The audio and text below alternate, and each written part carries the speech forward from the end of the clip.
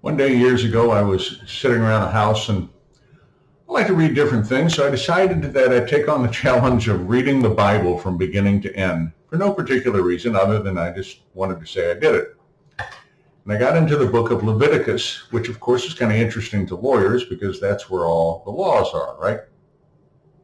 So I kind of was dwelling on Leviticus at the particular time. That's about as far as I had gotten, and I had a case coming up for trial.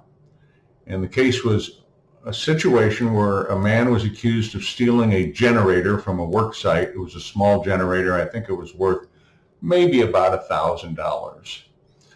So as we got ready for trial, the prosecutor in this particular case wanted this guy to go to the penitentiary because he did have some prior problems. And out in that community, if you're from the wrong side of the tracks, they lean on you pretty hard, and they were trying to lean on this guy and get him to the penitentiary.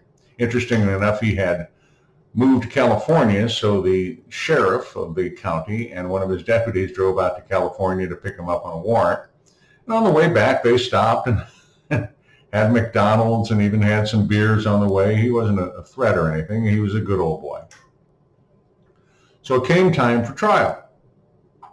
And after the trial, and there was no question he was guilty. We were what we do call it trying it for time, basically.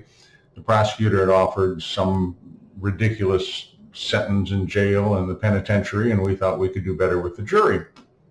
So when we got to the closing argument part, I stood up in front of the jury and I said, you know, in Leviticus, now right then the prosecutor should have objected because you can't argue the law provided in the Bible. You have to go by the jury instructions. But I said in Leviticus, God tells Moses that if a person steals something or is found guilty of stealing something, that he should return what he stole plus a fifth.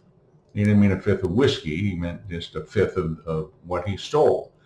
And when I said that, a little lady sitting in the back row of the jury box kind of stood up straight, nodded like this, and just kind of gave a consenting nod. And I thought, we've got her. And sure enough, when the jury came back, they found him guilty, and they fined him about $1,500, which the math wasn't exactly the same, but basically he ended up with a fine rather than going to the penitentiary. So we kind of consider that a win in my business. And the other advice is read your Bible. There's something in it for everybody.